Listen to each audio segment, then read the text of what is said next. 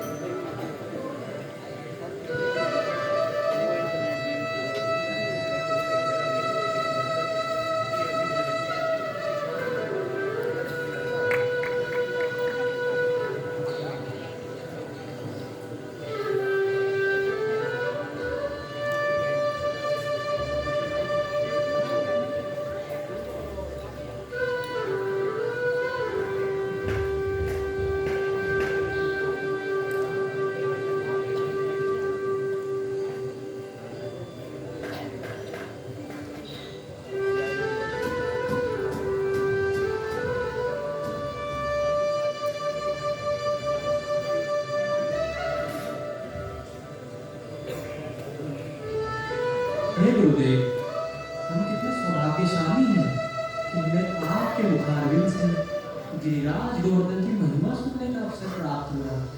कृपया करके कुछ बताएं गुरुदेव।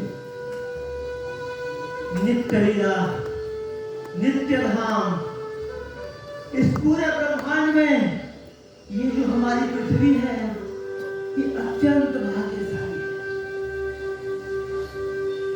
और इस पूरे पृथ्वी में ये भारतवर्ष अत्यंत भाग्यशाली पर गौरवशाली है। और पूरे भारतवर्ष में ये जो वृंदावन के द्वादश वन हैं अत्यंत पवित्र हैं। और इन वनों में जो ये गोवर्धन है अत्यंत हे शिष्य, हमारा तो परम सौभाग्य है कि ऐसे गोवर्धन का हमें दर्शन करने को मिल रहा है। हम सबको गोवर्धन परिक्रमा करने का मौका मिल रहा है। हम सब लोग बहुत भाग्यशाली हैं। ये हमारा परम सौभाग्य है।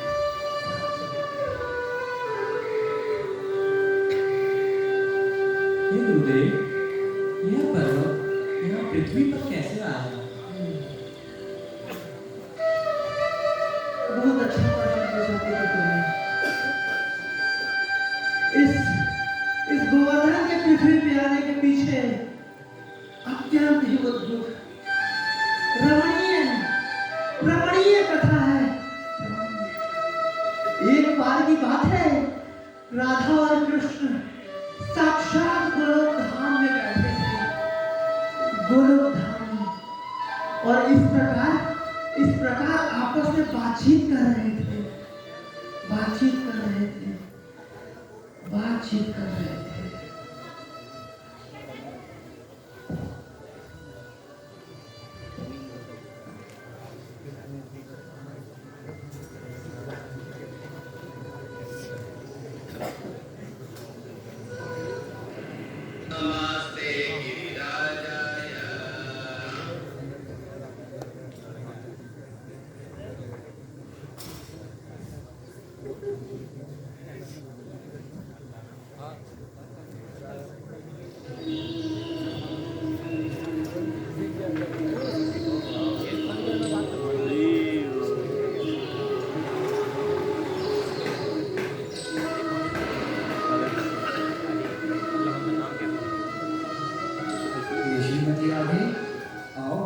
धरती पर हमारे लीलाओं को प्रकट करते हैं।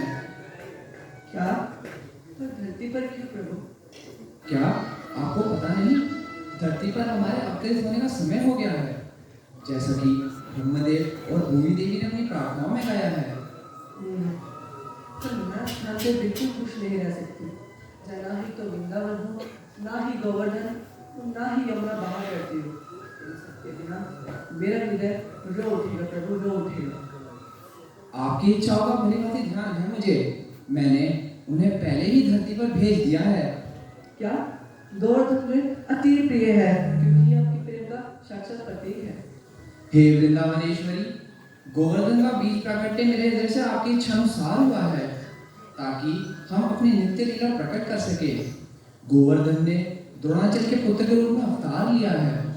क्या सच में? आइए प्रभु, बिना विलंब के प्रस्थान करते हैं।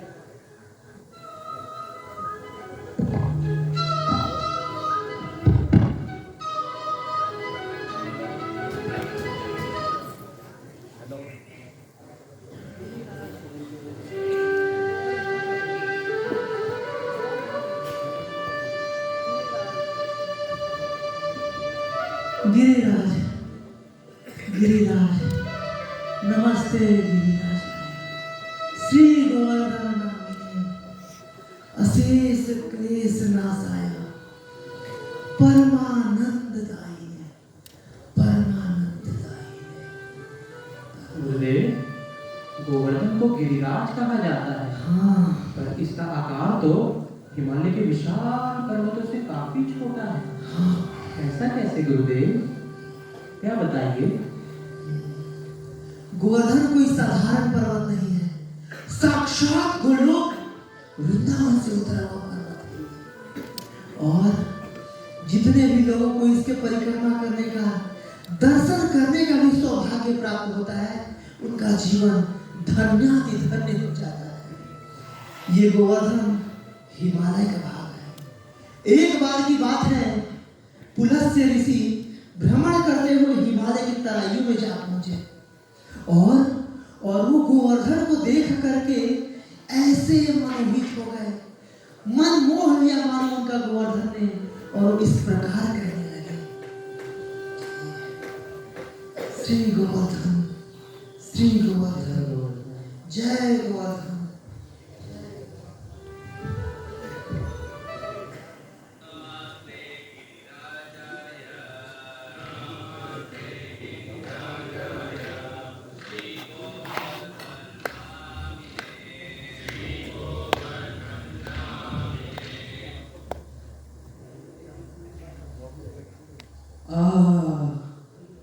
अद्भुत, अविस्मरणीय। एक वैरागी संत के लिए इससे उत्तम स्थान हो ही नहीं सकता।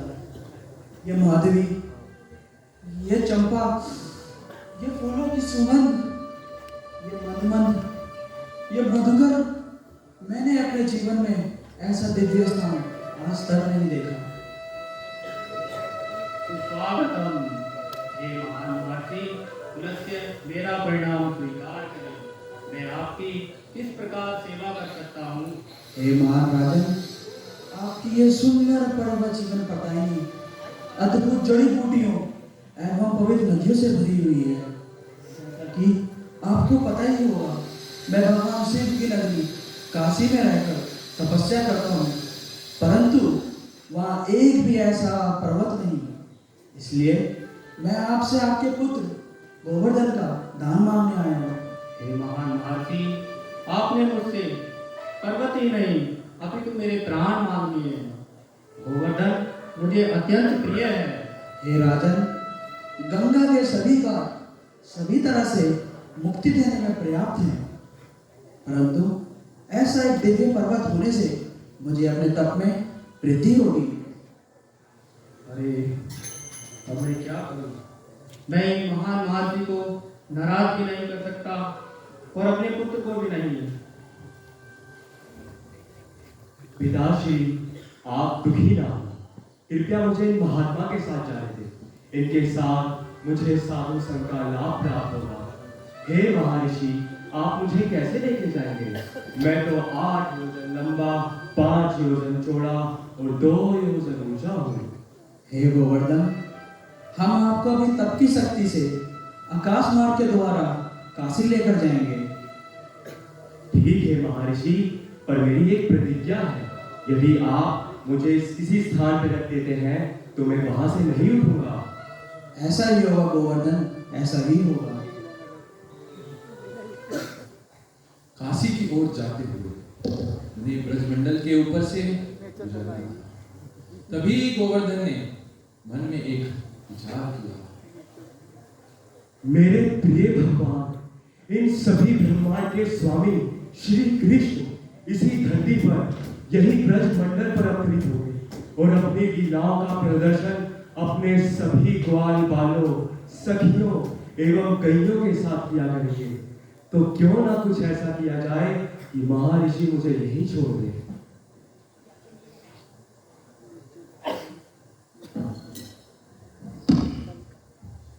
ओह, ये अचानक से मुझे थकान कैसे महसूस होने लगी। लगता है अब मुझे गोवर्धन को यहाँ रखकर लघुशंका के लिए जाना ही होगा।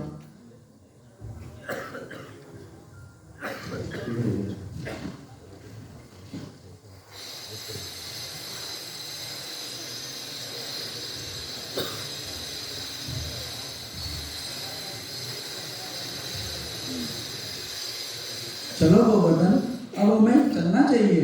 अब काशी ज्यादा दूर नहीं।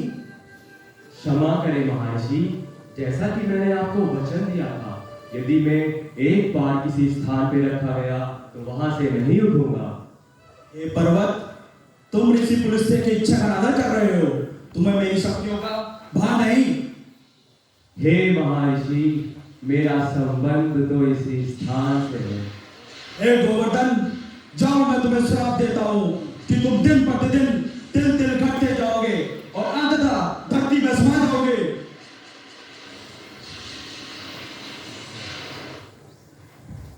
ये तो अच्छा ही होगा मेरे लिए कि मैं तिल तिल करके धरती में समाता जाऊंगा।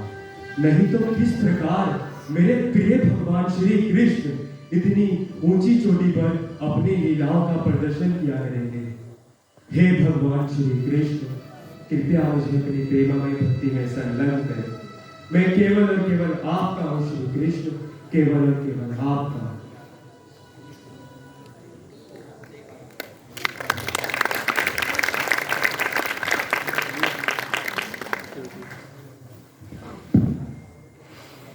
श्री गोवर्धन, गोवर्धन, श्री गोवर्धन, गिरिराज गोवर्धन। लगभग आधी परिक्रमा पूरी हो गई। लगभग आधी परिक्रमा पूरी हो गई। बुद्धदेव, गोवर्धन के बारे में और विस्तार पूर्वक बताएं। ये महान पर्वत श्रीमद् भागवतम में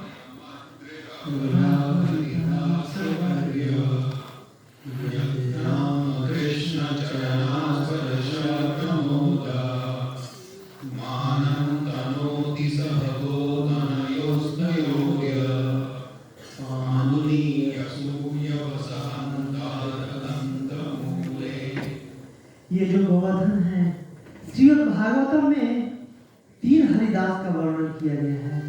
उद्धव जी, युधिष्ठिर महाराज और ये गोवर्धन।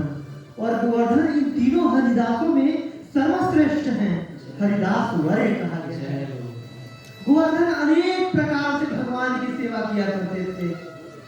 उनकी गायों के लिए हरी हरी और मुलायम घास दे करके, उनके मित्रों और उनके लिए खेलों में छुपने के लिए गुफाएं प्रदान किया करते थे। गंध और मूल प्रदान किया करते थे भगवान और उनके ग्वाल बालों को खाने के लिए।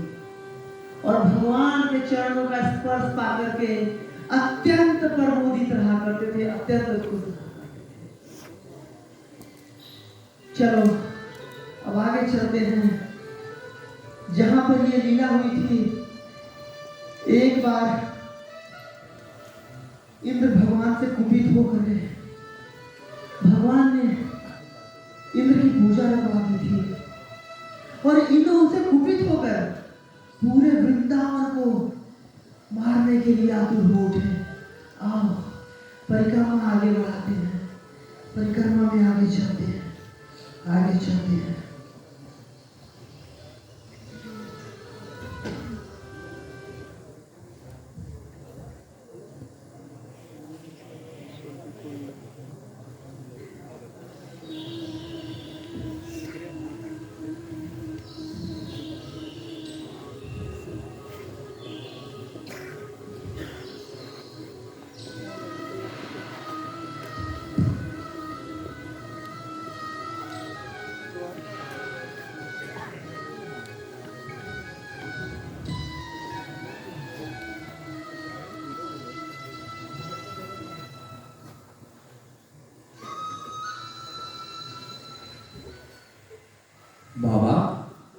लोग इंद्र के लिए यज्ञ क्यों कर रहे हैं?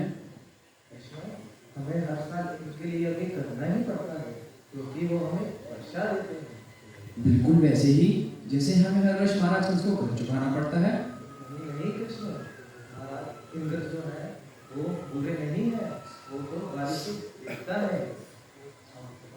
पानी हमारे जीवन के लिए बहुत जरूरी होता है, इसलिए हम हर साल इंद्र का यज्ञ करके उनसे बारिश की अपेक्षा रखते हैं। परंतु बाबा, वो तो इंद्रदेव का कर्तव्य है, वे तो भगवान विष्णु की आज्ञा का पालन कर रहे हैं। कृष्ण, ये बहुत पुरानी प्रथा है, हमें इसे तोड़ना नहीं चाहिए। बाबा, ऐसे तो हमें धरती की भी पूजा करनी चाहिए जो हमें सब कुछ प्रदान करती है, सूर्य की जो हमें जन्म देता है, और यमुना की क्यों नहीं? कृष्ण, तुम सही कह रहे हो, परंतु ये बहुत पुरानी प्रथा है, हम इसे अकस्मात छोड़ नहीं सकते। बाबा, हमें प्रथाओं का आगमन करके क्यों मान लेते हैं? वह तो भगवान विष्णु हैं जो इंद्र और इन समस्त देवताओं को शक्तियां प्रदान करते हैं। मेरे अनुसार कृष्ण बिल्कुल ठीक कह रहे हैं। वैसे भी सभी देवतागण भगवान विष्णु की आज्ञा के अनुसार ही कार्य करते हैं और वेदों में इंद्र की पूजा का कोई अलग से विधान भी नहीं है। बाबा, हम ग्वाले हैं, हमारी संपत्ति हमारी गाय है, वह अपने भोजन के लिए निर्भर करती है इस गोवर्धन पर। हम भी अपनी सभी जरूरतों के लिए गोवर्धन पर ही निर्भर करते हैं। हमें गोवर्धन की पूजा करनी चाहिए, ना कि इंद्र की।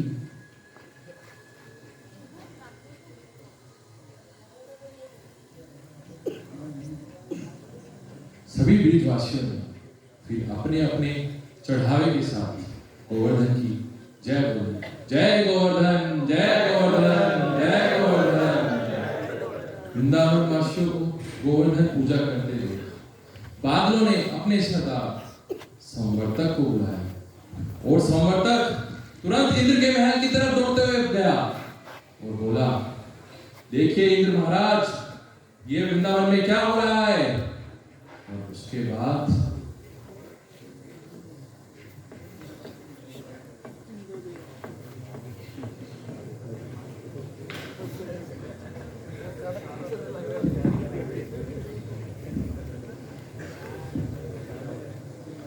आओ समर्थक आओ। क्षमा चाहता हूँ देवराज जी, परंतु ये समाचार आपको विचलित कर सकती है। वृंदावन वासियों ने आपके बजाय गोवर्धन की पूजा शुरू कर दी। क्या गोवर्धन पर्वत की? उन्होंने मेरी पूजा न करके मिट्टी के ढेर की पूजा की? वो ऐसा कैसे कर सकते हैं? वो भी मुझसे बारिश को पार पाने के बाद। देवराज जी, ऐसा सुना है वे एक नन्हे से बालक के बहकावे में आ गए हैं। क्षमा चाहता हूँ देवराज जी, परंतु सच यही है। नंद के पुत्र कृष्ण ने अपनी चमत्कारी शक्तियों का प्रयोग करके पूरे वृंदावन वासियों को अपने बहकावे में ले लिया है। अच्छा, उन्होंने मेरी आज्ञा मानने के बजाय बालक की बातों को माना। उन लोगों की बुद्धि भ्रष्ट हो रही है। देखना उन लोगों पर मेरा कहर बरसेगा। सुनो समर्थक। जी देवराज। जाओ वृंदावन को डुबा दो और गोवर्धन के इस उत्सव को बर्बाद कर दो और वृंदावन वासियों की इस उत्सव को सजा दो। जाओ। जैसी आपकी आज्ञा देवराज जी।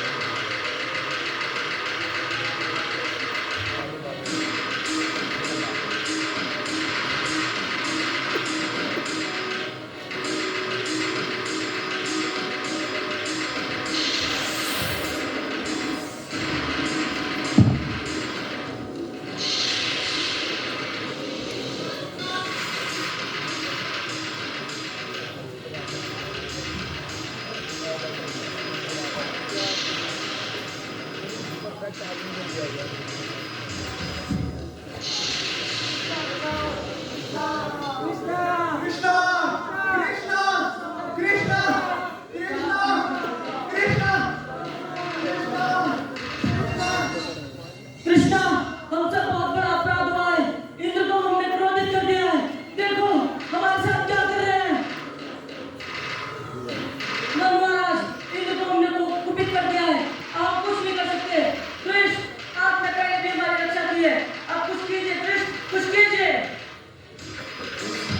कभी भी हमारा बुरा नहीं चाहते थे, पर लगता है तुमने इनको कुपित कर दिया है। अब हमें अवश्य ही इंद्र से क्षमा याचना करनी होगी।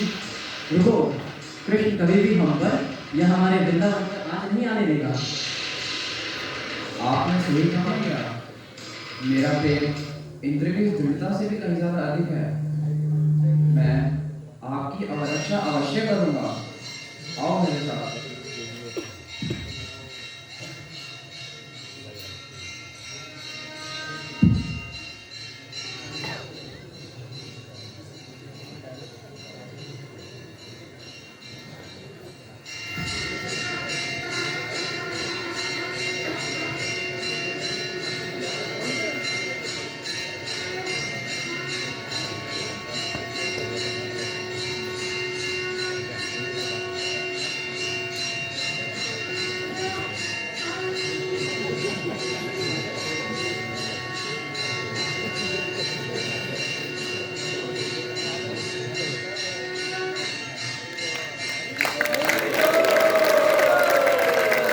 चलो अपनी लाठी से गोवर्धन महाराज कृष्ण की मदद करें।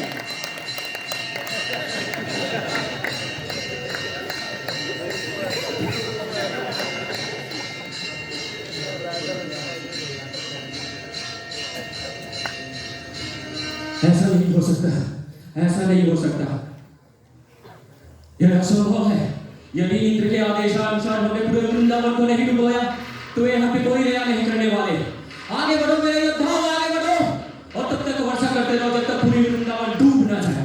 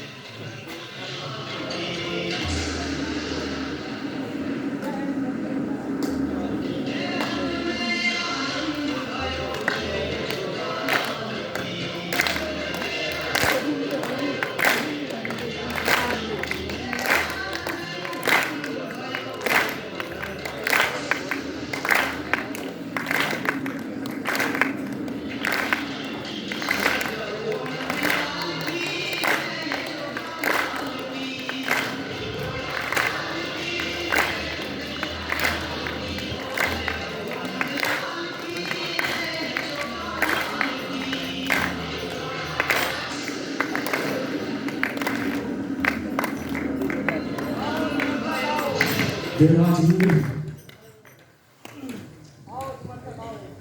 बताओ तुम्हारे तूफानों ने कितना कहर मचाया वृंदावन पे। देवराज इंद्र, आपके सेनाओं ने 6 दिन और 6 रातों से तूफान मचा रखी है, जिसमें आग की तरह बिजलियां चमक रही है, घनघोर वर्षा हो रही है। देवराज इंद्र, लेकिन मैंने इसे पहले ऐसा दृश्य कभी नहीं देखा। बहुत अच्छा है, बहुत अच्छा है। अब तक तो वृंदावन पूरी तरह से डूब चुका होगा।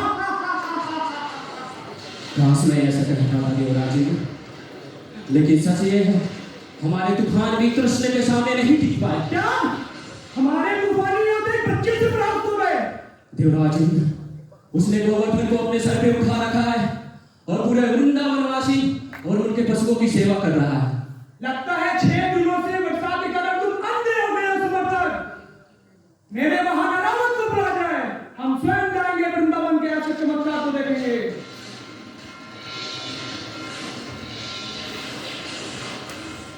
कृष्ण अपने आप को भगवान समझते हैं, तुम वो जान जाएगा सबसे ज्यादा शक्तिशाली कौन है, वो या मैं इंद्र।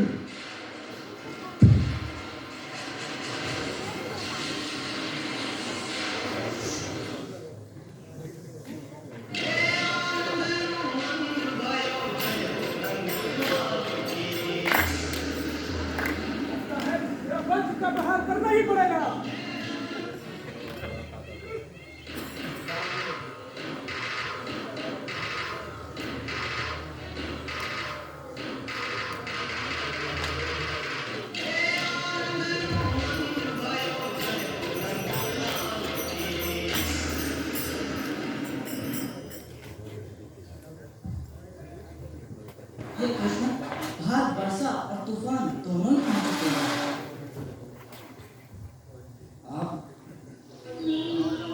आप सब भी बाकियों के साथ खुशी मनाने क्यों नहीं जाते? तुम अभी नादान हो कृष्ण, तुम नन्हे बालक हो, पहले तुम बाहर निकलो। अच्छा,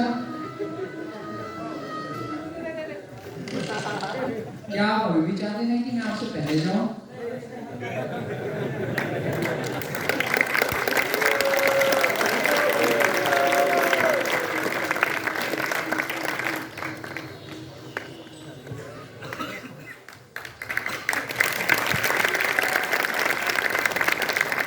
वो इंद्र अपने कामों से शर्मिंदा होकर भगवान के समक्ष क्षमा मांगने लगा। उस हेतु वो सुरभि गाय के साथ भगवान के समक्ष याचना करने लगा।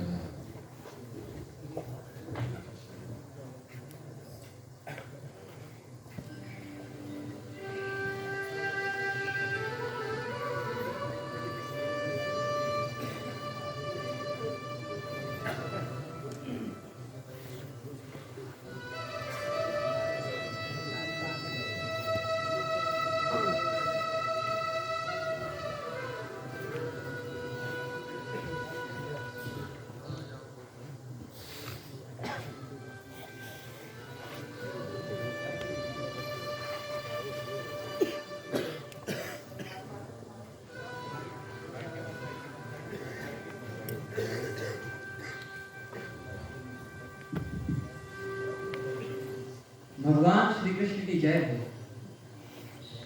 आओ सुरभि, और आपको देखकर प्रसन्नता हुई माता। और सारी गाय और बछड़े कैसे हैं अब? हे भगवान, आपके चरणों की छाया में हम सभी बहुत अच्छे हैं। भगवान, यदि हम पर एक नहीं सहस्त्र इंद्र भी एक साथ रहा करते, तब भी आप हमारी रक्षा के लिए सदैव उपस्थित रहेंगे। भगवान, भगवान देखिए, ये मेरे साथ कौन आया है जो अपने दुस्साहस के लिए बहुत लज्जित है। हे प्रभु, मैंने झूठे अहंकार के बस में होकर सोचा कि आप अपने बालों को इंद्र यज्ञ रोककर मेरा अपमान कर रहे हैं और आप यज्ञ की सारी सामग्री का स्वयं भोग करना चाहते हैं। मैंने सोचा कि आप गोवर्धन पूजा के नाम पर मेरा भाग ग्रहण कर रहे हैं, अतः मैंने आपके बात को गलत समझा। हे स्वामी, आप इस दृश्य जगत के आदि पिता हैं, आप ही इसके परम गुरु हैं और सभी वस्तुओं का आदि स्वामी हैं। हे नाथ, आप परम भगवान हैं, मेरा नमस्कार स्वीकार करें, क्योंकि आप परम पुरुष तथा परमात्मा हैं। आप वसुदेव के पुत्र तथा सुत भक्तों के स्वामी परमेश्वर कृष्ण हैं। कृपया मेरा दंडवत प्रणाम स्वीकार करें। हे इंद्र, मैंने तुम्हारा ये यज्ञ तुम पर अपनी अहेतु की कृपा दिखाने और तुम्हें यह स्मरण कराने के लिए रोका था कि मैं ही तुम्हारा शाश्वत स्वामी हूँ। यदि मैं देखता हूँ कि कोई अपने अहंकार में वशीभूत हो चुका है, तो मैं उसका सारा वैभव भर लेता हूँ।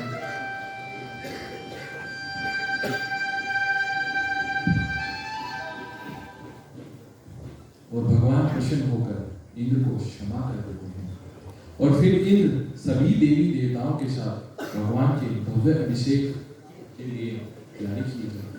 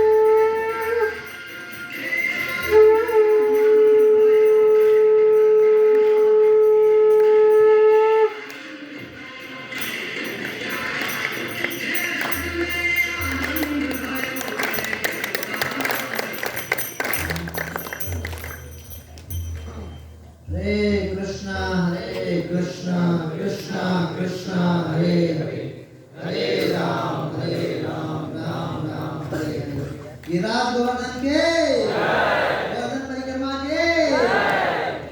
तो इस प्रकार ये गोवर्धन की लीला थी जो कि हम प्रदर्शित करने का प्रयास किया आपके सामने कि कैसे गोवर्धन पर्वत यहाँ पर धरती पर आए, कैसे ये जो पुलस्त्य ऋषि थे उनको लेकर के आए और जो भगवान के साथ लीला हुई, गिरिधारण जी की लीला हुई, कैसे भगवान उनको उठाया, कैसे गिरिराज पर कुपित हो गए थे इंद्र और इंद्र को बहुत पूरा प्रयास कर लिए, 6 दिन सारा सब कुछ करते रहे और कुछ भी नहीं हुआ आखिर में।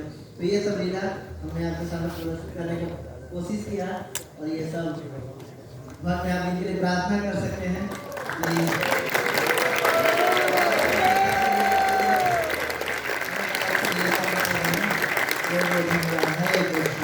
हरे कृष्णा कृष्णा कृष्णा हरे हरे, हरे राम राम राम हरे हरे। हरे कृष्णा। तो हम जोर से हरे कृष्ण महामंत्र का जाप करेंगे और सबको थैंक यू बोलेंगे फॉर